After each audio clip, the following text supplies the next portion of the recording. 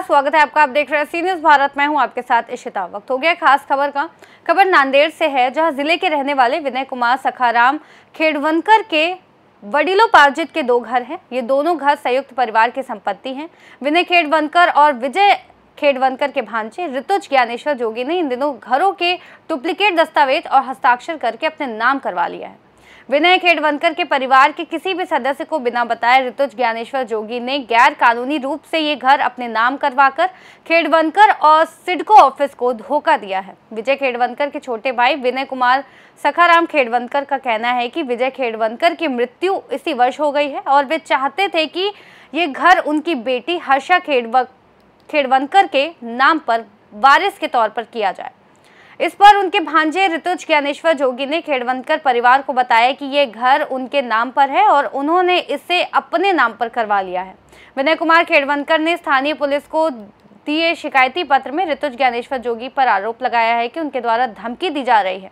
विनय कुमार खेड़वनकर का ये भी कहना है कि उनकी बहन संगीता सखाराम खेड़वनकर और श्वेता कोर समंदर सिंह, उनके दूसरे भाई साईनाथ सखाराम खेड़वनकर और ऋतुज ज्ञानेश्वर जोगी ने मिली भगत करके स्वर्गीय विजय खेड़वनकर के बैंक अकाउंट से 27 लाख रुपए बैंक कर्मचारियों से साठगांठ करके निकाल लिए हैं। जब विजय कुमार सखाराम खेड़वनकर अस्पताल में भर्ती थे, उस वक्त फर्जी दस्तावेज और फर्जी हस्ताक्षर बनवाए। उस समय उनके स्वर्गीय भाई की एकमात्र वारिस हर्षा खेड़वनकर थी। फिर भी उनके भांजे, बहन और भाई ने किसी को भी जानकारी ना दिए बिना उनके बीमार के रहने के दौरान बैंक कर्मचारियों की मिलीभगत से गैरकानूनी रूप से पैसे निकाल लिए।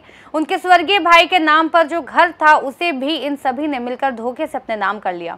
उन्हें और उनकी भतीजी हर्षा की जान को खतरा है। पुलिस प्रशासन से उनकी यह विनती है कि उन्हें न्याय दिलाया जाए। वहीं निरीक्षक पुलिस स्टेशन ग्रामीण सिडको नांदेड़ को शिकायत पत्र दिया गया है।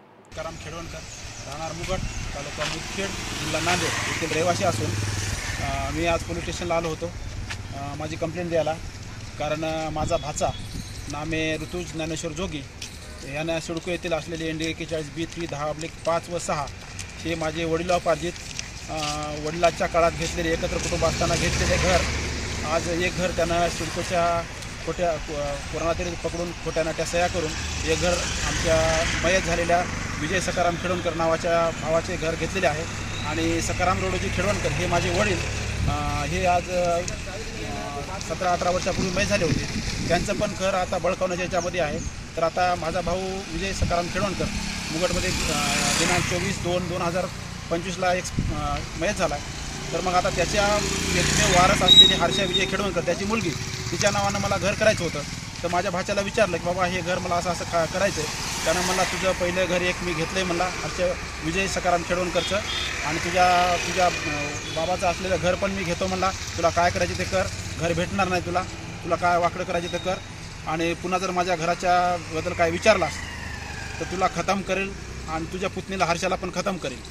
तर हे याच्यासोबत याला सहकार्य करणारे माझी बहीण नामे संगीता खेड़वनकर उर्फ श्वेता कौर समंदर सिंग हे त्याला साथ देत आहे, आणि सोबतच माझा लहाना भाऊ साईनाथ सखाराम खेड़वनकर हे सुद्धा त्याला साथ देत आहे। याच्या अगोदर हे लोक दोन्ही सगळे गुंड प्रवृत्तीचे आहेत। त्यांच्यापासून मला आणि माझ्या पुतणीला धोका आहे। यांनी याच्या अगोदरही यांच्यावर तुम्ही कारवाई केली आहे का? सर, माझे याच्या अगोदर आता मी या ग्रामीण पोलीस स्टेशनला आलोय। आज मला कागदपत्र वगैरे वेळ भेटले नसल्यामुळं मी आता कारवाई केलेली आहे। सरांनी म्हणले ते योग्य ती कारवाई करतो म्हणून कागदपत्र दिले आहे। याच्या अगोदरही सर माझा भाऊ साईनाथ सखाराम खेड़वनकर, माझा भाचा ऋतुज ज्ञानेश्वर जोगी व माझी बहीण श्वेता कौर समंदर सिंग उर्फ संगीता खेड़वनकर यांनी संगनमत करून माझा मयत भाऊ दवाखान्यामध्ये ॲडमिट असताना त्याच्या बिमारीचा गैरफायदा घेऊन बँकेतले 27 लाख वेगवेगळ्या सह्या करून वेगवेगळ्या SBI, डॉक्टर लाईन, पोस्ट ऑफिसचे खाते 3, LIC ऑफिस आणि देना बँक उमरी येथील सगळ्या बँकेचे म्हणून 27 लाख रुपये वेगवेगळ्या सह्या खोट्या नाट्या करून काढलेले आहेत। त्याचे आज आम्ही वजिराबाद पोलीस स्टेशनला तक्रार दिली आहे। त्याची योग्य ती चौकशी व्हायली, आणि सगळेजण म्हणतात बाबा हे सगळ्या वेगवेगळ्या ठिकाणी वेगवेगळ्या सह्या आहेत, तर हे यांनीच जे काही हे आहेत आरोपी ते त्याच्यामध्ये पकडले जातील।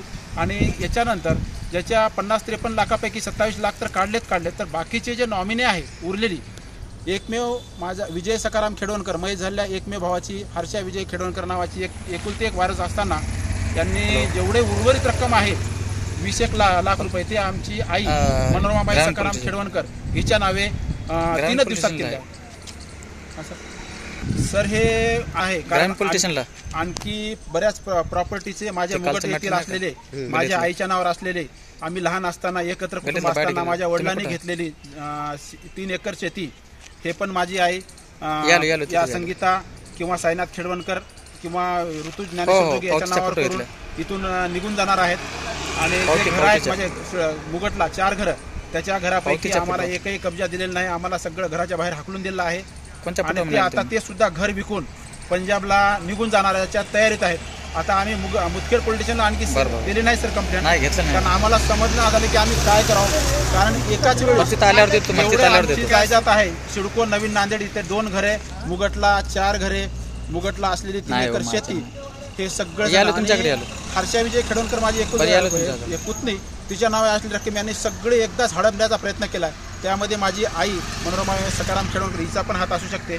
सर आम्ही आता प्रत्येक प्रॉपर्टीपासून, प्रत्येक पैशापासून हर्षा विजय खेडवणकर आणि विनय सखाराम खेडवणकर मी स्वतः यापासून वंचित आहे. मी घराच्या बाहेर आहे. आम्हाला न्याय द्यावा, नाहीतर मग हे लोक काही कारवाई करण्याची. भाषाला भेटलं तुम्ही? भाषाला मी सर माझा भाऊ 24/2/2025ला मयत झाल्यानंतर लगेच 10व्या दिवशी 10व्याला माझा भाचा आला होता. त्याला म्हणलं बाबा असं करायचं, तर भाषानं उद्धटपणे मला सांगितलं तुला काय करायचं ते कर, आम्ही तुला भेटणार काही सापडू देणार नाही. काय पुन्हा जर विचारलं असतं म्हणजे इतकं वाईट नाही, तुला हर्षीला खतम करून टाकतो. आपल्याकडून सरकारकडून काय अपेक्षा आहे? सर माझ्याकडून एकच आहे की माझी पुतणी हर्षा विजय खेडवणकर आणि मी स्वतः आम्हाला एकतर यांचा म्हणजे न्याय द्यावा, आम्हाला संरक्षण द्यावं. कारण हे लोक 4ही लोक आता जे नाव घेतलेत मी आरोपी गुंड प्रवृत्तीचे आहेत. याच्या अगोदर यांनी मलेशियाला गेले, तिथं काहीतरी कांड केलेत. याच्या अगोदर दिल्लीला सुद्धा काही दिवस राहिलेत. हे एका ठिकाणी टिकत नाहीत. हे सगळेजण मोबाईल वगैरे याच्यामध्ये एक्सपर्ट असल्यामुळं अनेक वेळोवेळी यांनी फ्रॉड केले आहेत. यांचे जर कांड उघडकीस आणायचे असेल तर दिल्लीच्या ठिकाणी गेल्यानंतर बरेचसे होतील. कारण यांनी 3 कोटीची माझ्या बहिणीनं साईबाबाचं मंदिर बांधले असं म्हणते, आणि ती हिंदू धर्माची आमच्या उतारी समाजाची असून तिचा नवरा आज जिवंत असताना तिनं दुसरा नवरा केलेला आहे समंदर सिंग नावाचा. आज त्याचे काय काळेबेंद्रे आहेत ते जास्त काय बोलू शकत नाही. कारण मी जर काय आज म्हणलो तर बाकी शिकाचे लोक वगैरे वेळोवेळी धमकी दिले, आम्हाला कधी खतम करू शकतात सर. त्यामुळे मी जास्त तुम्हाला माहिती देऊ शकत नाही. नांदेड़ से सी न्यूज़ संवाददाता भारत वानरे की रिपोर्ट। इस खास रिपोर्ट में फिलहाल इतना ही। देश और दुनिया की तमाम बड़ी जानकारियों के लिए देखते रहिए सी न्यूज़ भारत।